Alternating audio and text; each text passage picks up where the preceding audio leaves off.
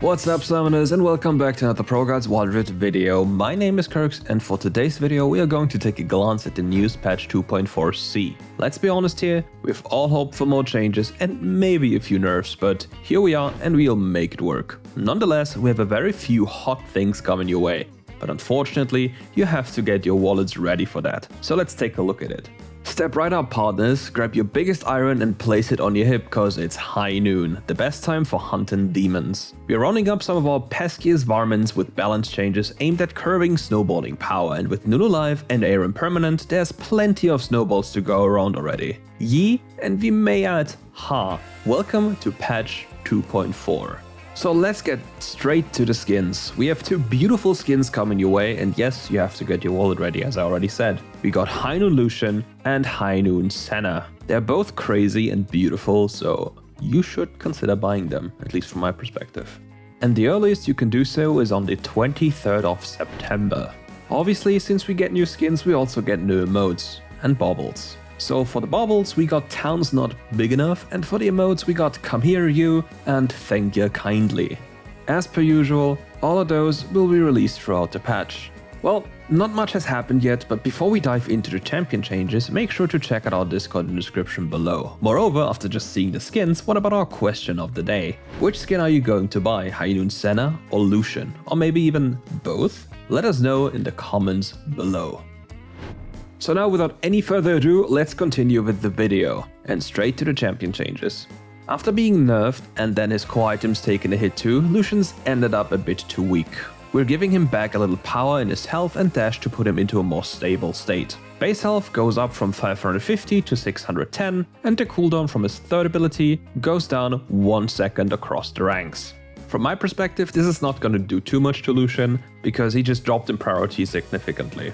If they want to buff him back up, they should increase his base AD in the early game again and reduce his scaling a bit, because contrary to public belief, Lucian scales very well. On 3 items, he literally obliterates you. However, his early game is a lackluster. So maybe next patch.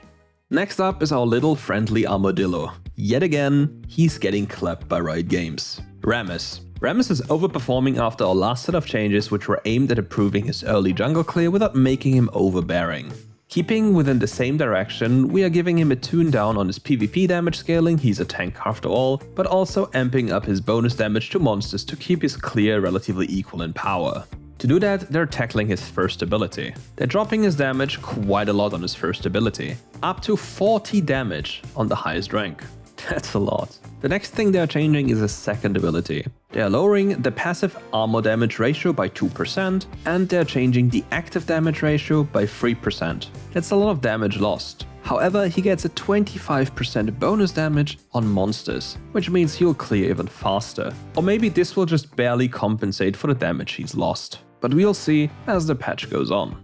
The next change is a rather big one, Rengar. Rengar's early game is too strong at the moment, tweaking down his early game so he can't snowball as easily as before. For that, they're reducing his base armor by 5 and his base attack damage by 6. That is incredibly much. It will hurt his clear and his early game and everything after. For all Rengars who have been building Sheen, since you're losing AD, you're losing damage. So in the past, Rengar got a nerf to his base AD and now he's got one again. Every Sheen user is going to cry.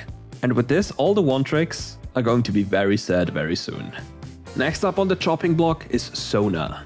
Sona has been hitting all the high notes in recent times, but rather than impact supportive capabilities, we think trimming down her damage dealing would fit her utility identity a bit more. We're also increasing her ultimate's cooldown slightly to give opponents some more breathing room when dealing with a game-changing ultimate. So here's the changes.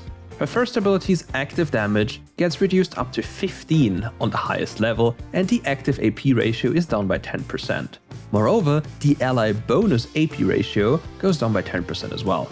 The next thing is the ultimate change. Her ultimate's cooldown is increased by 10 seconds on level 1, by 5 seconds on level 2, and again by 10 seconds on the highest level.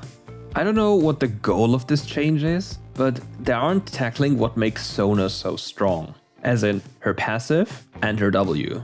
Like they said, they don't want to change the utility identity, but they're tuning down her damage. But what does this accomplish? For what reason? And the next question is, when are we going to get the Sona from the PC version? Because that would be very interesting.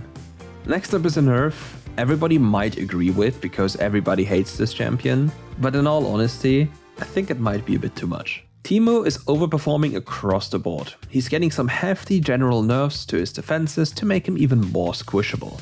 To do this, his base stats are getting dumpstered. His health regen goes down from 7.5 to 6, his health per level goes down from 115 to 105, which means at level 15 he will lose 140 health.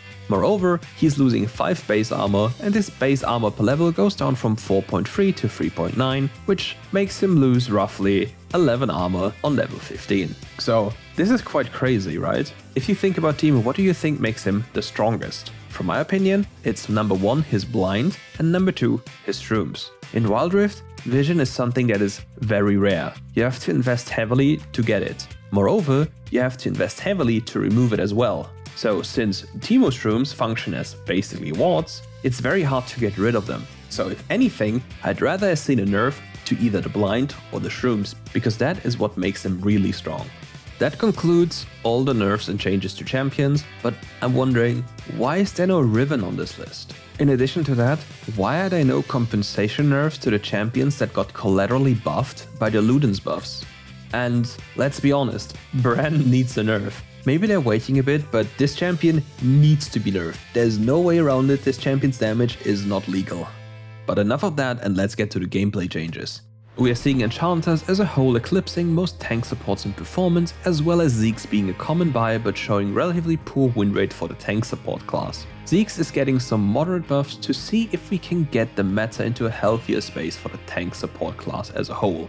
Total cost goes down 100 gold, the Frostfire Covenant slow goes up by 10%, and the Frostfire Covenant magic damage goes up from 40 to 60. Funnily enough, this item isn't only an item supports can buy. Even supportive junglers can buy this item as their third item. Cause let's imagine you are a tanky Wukong jungle. You have your Black Cleaver, you have your Starix Gauge, and you have your Gargoyle. What do you realistically need?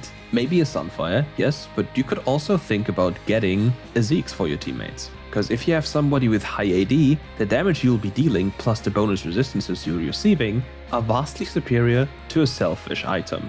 I personally think this is one of the biggest changes in this patch, which helps competitive teams build even better items. Because if we're honest here, Zeke's is an overlooked item that hasn't really found any place, but it was good as it was and now it's way better. So I really hope teams will pick up on this item and will implement it in their gameplay. To wrap it all up, we are now talking about the free-to-play champion rotation. From the 16th of September to the 22nd, you'll be able to play Corki, Galio, Leona, Pantheon, Rammus, Sona, Tryndamere, Vayne, Xin Zhao, and Zed for free. Starting on the 23rd of September to the 30th of September, Akshan, Brand, Lulu, Malphite, Nunu and Willem, Olaf, Soraka, Twisted Fate, Varus and Wukong will be free to play. And with that, we are at the end of today's video. Thank you for watching, and if you enjoyed the video, make sure to leave a like and subscribe to the channel to never miss anything Wild Rift again. Peace.